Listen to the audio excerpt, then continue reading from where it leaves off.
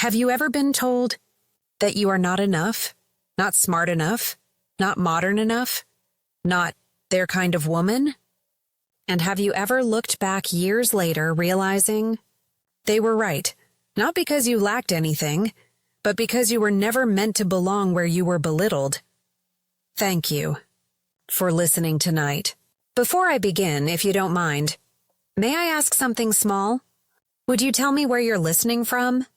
And what time it is wherever you are?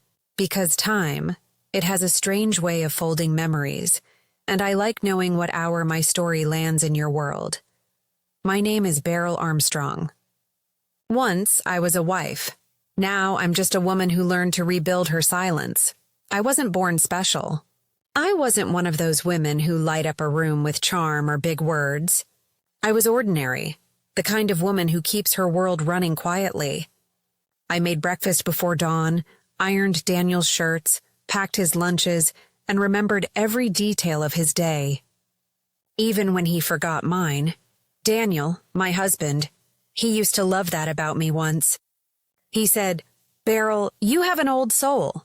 I thought it was a compliment. Turns out, it was a preview of the insult he'd throw years later.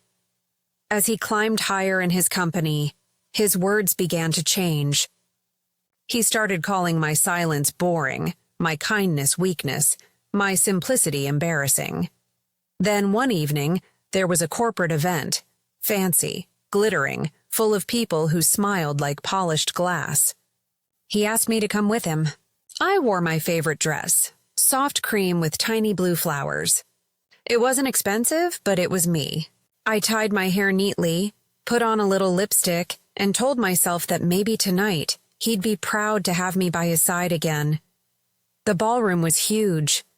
Laughter and music floated like perfume. Daniel's colleagues, all sleek suits and sparkling dresses, looked at me the way people look at old furniture in a modern room. Polite smiles, a few raised eyebrows. I could feel it. I could feel him shrinking beside me, pretending not to notice how invisible I was becoming. On the drive home, rain began to fall. It was light at first, just soft tapping on the windshield. He didn't speak.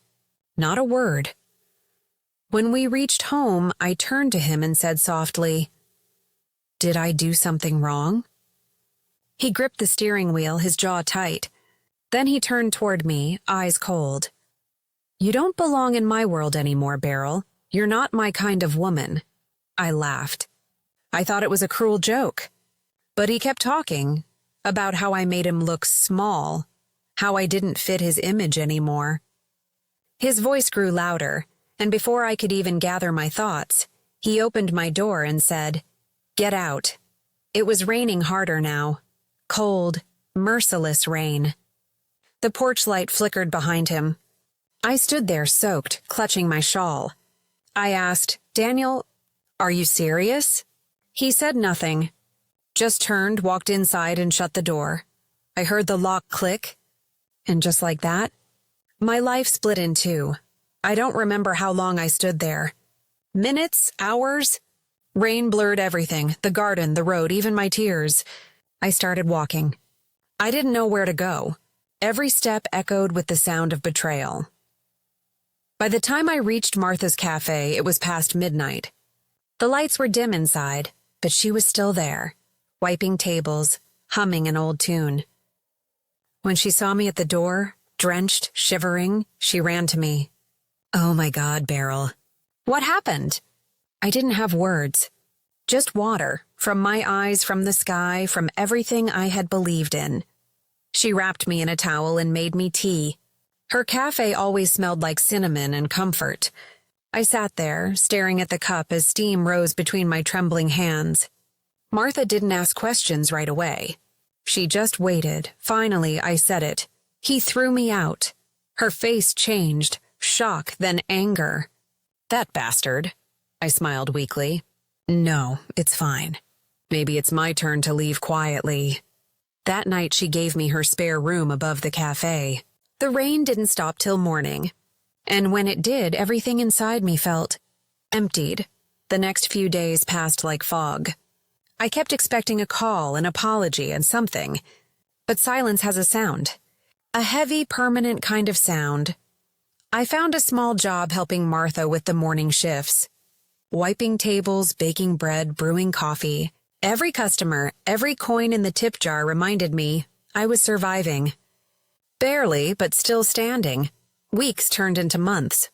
And slowly, something strange began to happen. I started noticing the things I'd never seen before. The way the morning light fell across the counter, the smell of rain-soaked wood, the sound of laughter that wasn't forced. It was like life was rebuilding me, in quiet pieces. Sometimes at night, I'd pass by the street where my old house stood. Lights glowing behind the curtains, laughter spilling out like nothing ever happened. I'd stand across the road just watching and whisper to myself, one day, this will all make sense. Martha caught me once, standing there in the dark. She didn't say anything, just came and stood beside me. Then she whispered, "Don't fight back with noise, Beryl. Fight back by becoming someone he'll have to watch from afar and regret."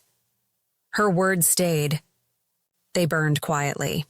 And that night I decided something. I would never beg for my old life again. I would build a new one. Brick by brick. Smile by smile. Even if no one saw it coming. Years later, when I look back, I think that rainy night wasn't an ending. It was my becoming. But at that time, all I knew was that I was alone, starting from zero. And maybe that's what made it sacred, because when life strips you down to nothing, you finally see what you were always made of. Have you ever noticed how some silences are not empty? They hum, they breathe. They hold everything you never said out loud. For me, silence became a language. It spoke when I couldn't. It built a world where I could start again, without apology, without anyone watching. Thank you again for being here tonight. It's strange, telling this story after all these years. Sometimes I wonder if you're hearing a broken woman or a reborn one. But either way, you're hearing me. The morning after that rainy night, I woke to the smell of cinnamon and fresh bread. Martha's cafe was already alive downstairs, spoons clinking, radio humming softly. For a moment, I thought it was all a dream. That Daniel would walk in and say, "Come home, Beryl." He didn't. Instead, the only knock I got that week was from the landlord asking for rent. Martha handed me a cup of tea and said, "You'll work here if you want. I can't pay much, but it's something. Something. That's all I needed. Something." So I began again, quietly, clumsily, and painfully. The cafe wasn't fancy, but it had warmth. The kind of warmth that didn't judge your clothes or your past. It was a little corner of the world that smelled like forgiveness. At first, customers looked at me with the same distant politeness I used to see at Daniel's parties. Only this time, it didn't hurt. Because I wasn't trying to belong anymore. I was just being. Martha's laughter filled the air like sunlight. She'd tease me, "You make the coffee too strong, Beryl." And I'd say, "At least it wakes people up." We laughed. Simple, ordinary laughter. But for me, it was healing medicine. Weeks turned into months. And as they did, I started noticing something about myself. I wasn't afraid of being alone anymore. I began saving every tip, every spare dollar. Martha used to joke, "What are you saving for, a palace?" I'd smile and say, "Maybe one day." But inside, I wasn't thinking about a palace. I was thinking about that house, the one that had thrown me out like a bad memory. The one that still stood there, smug and silent, as if I never existed. One afternoon, while closing up the cafe, a man walked in. He was a real estate agent, tall, charming, the kind of man who always smells like new paper and old perfume. He said he was putting up flyers for nearby properties. I didn't think much of it, until one photograph caught my eye. My hand froze. The photo was of a 2-story house with white shutters and a little porch. My house, Daniel's house. Ours once. Is this one for sale? I asked, my voice barely steady. He nodded. Yes, ma'am. Belongs to a Mr. Daniel Whitmore. Divorced, apparently. Wants to sell and move out of town. My knees nearly gave way. Divorced, selling, out of town. The universe was watching. The man continued. It's in decent shape, but been empty for a while. You'd be surprised how quiet the place feels. Quiet. Yes. I knew that quiet. It was my ghost living in those walls. I didn't tell him anything that day. But when he left, I kept that flyer. I folded it carefully and placed it in my apron pocket, like a secret letter from fate. That night, I couldn't sleep. Rain was falling again, softer this time. The sound brought back everything. But instead of pain, I felt something else. Something like power. The next morning, I went to Martha. She was kneading dough, sleeves rolled up, face glowing with flour and sunlight. I said, I want to buy a house.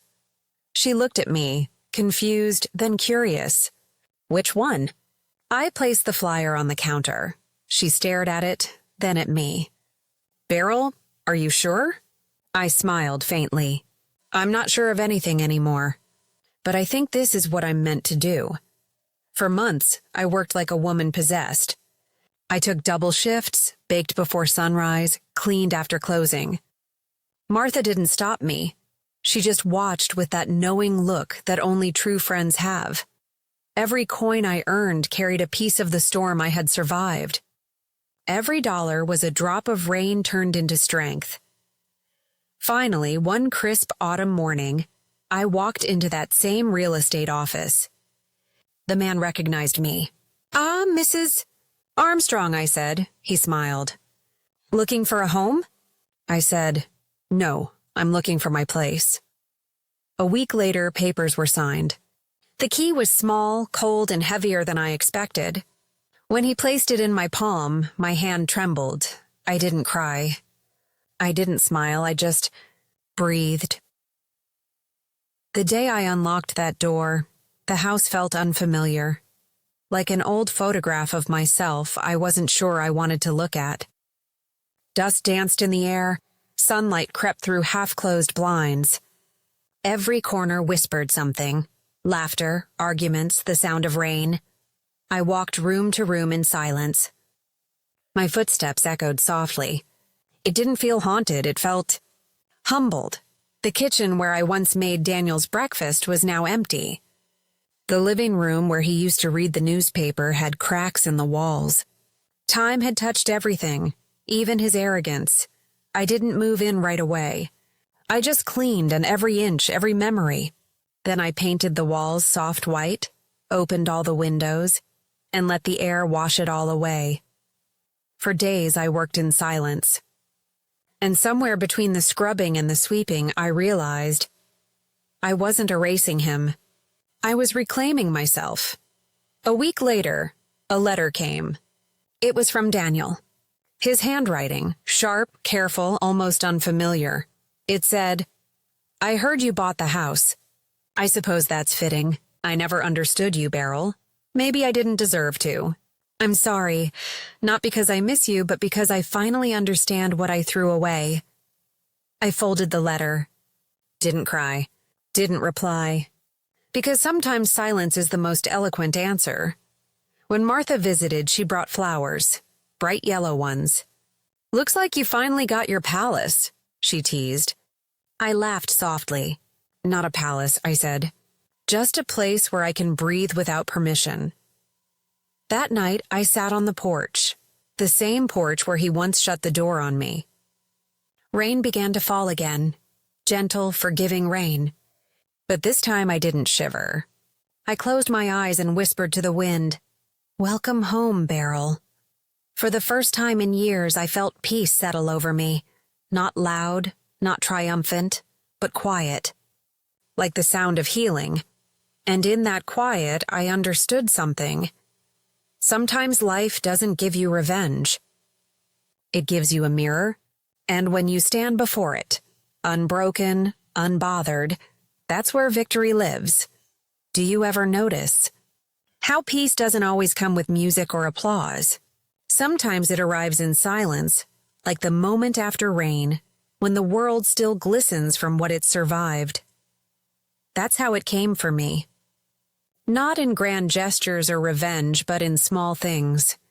The smell of morning tea, the creak of my own floorboards, the sound of a life that was finally mine again. Thank you for being here, listening. Before I go on, may I ask something? Where are you right now? And what time is it where you are? Because I like to imagine the hours and places where my story travels, like little lights glowing in the dark, each holding someone who's ever been told they're not enough. Now, let me tell you how my silence became my voice. The months after I bought the house felt unreal. At first, it was just a structure of wood and memories, every wall still echoing with what used to be. But slowly it began to change. Maybe it was the sunlight that hit differently. Or maybe it was me. I didn't rush to decorate or fill it with new furniture. Instead, I spent my days tending the garden Daniel once ignored. I planted marigolds by the steps, lavender along the fence, and a single oak sapling where he used to park his car. That tree was for me, for every version of Beryl that had been told to shrink. Sometimes neighbors would stop by and say, "You're the lady who bought that place, aren't you?" And I'd nod, smiling. No one needed to know the story behind it. Not yet. Martha visited every Sunday. She'd bring apple pie, gossip, and that warmth that never needed explanation. "Your hands look lighter," she said once. "What do you mean?" I asked. "Like you finally let go of something heavy." I smiled. Maybe I did. One winter evening, as I was sorting through old letters in the attic, I found a small wooden box, tucked behind a beam. Inside was an old photograph of Daniel and me. We were younger, laughing, carefree, unaware of what life would turn us into. For a long time I stared at it. He looked so different. Or maybe I did. And then I noticed something else. A folded note beneath the picture. It was my handwriting. It read, "If love ever turns cruel, may I have the courage to walk away with dignity." I don't remember writing it. Maybe it was a prayer. Maybe a promise. But reading it now, years later, I felt peace bloom inside me like spring. Weeks passed. The cafe became busier, and Martha finally allowed herself a few days off. She insisted I take over while she visited her sister. "Run it like it's yours," she said with a wink, and I did. Those few days behind that counter taught me something about healing, that it's not found in hiding, but in giving. When people came in, I didn't just serve coffee. I listened. I remembered their names, their stories, their small struggles, because I knew what it meant to be invisible. One evening, just before closing, I noticed a man sitting alone by the window. His coat was worn, his hair streaked with gray. There was something achingly familiar about his posture, the way he stirred his coffee slowly, as if he was trying to remember what warmth felt like. When he looked up, our eyes met. It was Daniel. For a second, time didn't move. I froze, cup in hand, breath shallow. He looked older, thinner. The arrogance in his face was gone. What was left was silence. He stood up slowly, hat in hand. "Beryl," he said softly. The sound of my name on his lips after all those years felt strange, like hearing a ghost speak. "I heard about the house," he continued. "Didn't think I'd ever see you again." I nodded, unsure what to say. He wasn't the same man who threw me out. That man had been loud. This one was quiet. We sat across from each other, two strangers with a shared past. He told me he'd lost the company, remarried once. It didn't last. Now he was living in a small apartment across town. "Funny," he said with a bitter smile. "The world looks different when you're the one outside the gate." For a moment, I felt something I hadn't expected. Not pity, but understanding. We had both been broken by the same storm, just in different ways. Before leaving, he said, "You look stronger now." And I replied, "That's because I stopped trying to prove it." He nodded slowly, eyes moist. "I'm sorry, Beryl. I didn't say I forgive you. Some wounds don't need words. They just need truth."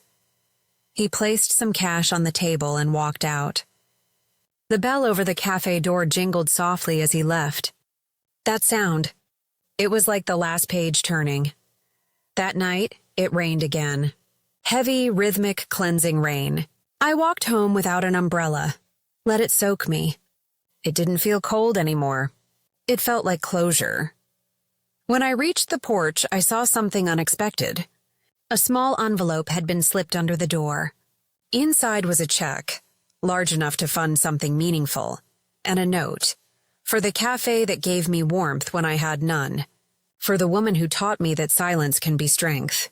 D.W. I stared at it for a long time. Then I smiled, not because of the money, but because I finally understood. His silence wasn't cruel anymore. It was respect. I met Martha the next day and showed her the note. She cried, then laughed through her tears. "Well," she said, "seems your story came full circle. We decided to use the money to rebuild the cafe, make it bigger, brighter, a place where no one ever feels small." When it reopened, there was a small plaque by the counter. It read, "For all who've been silenced, may you find your voice here." People came from all over, drawn by something they couldn't quite explain. Some said the coffee tasted different. Others said the air felt lighter. But I knew what it was. It was healing, brewed quietly, one cup at a time. Years passed. The oak tree outside my house grew tall, strong, steady, untamed.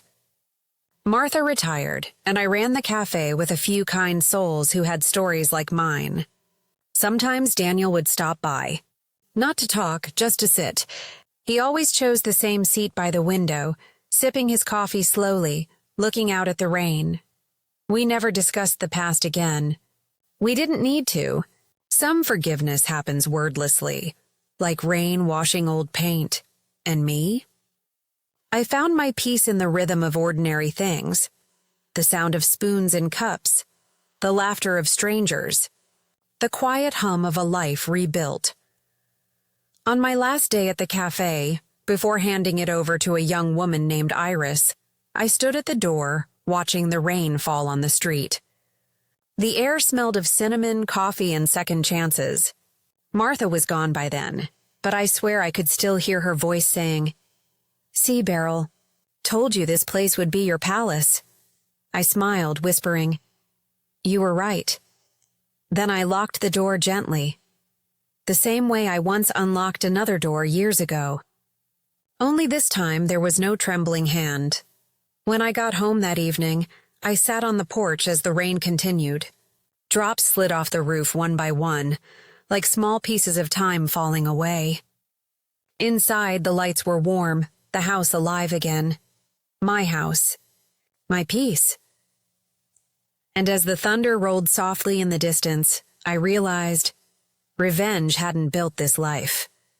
Silence had. And not the silence of fear, the silence of knowing. Because sometimes the sweetest kind of justice isn't loud or cruel or sharp. It's simply this: sitting in the home you once lost, watching the rain fall on new walls, and realizing you won.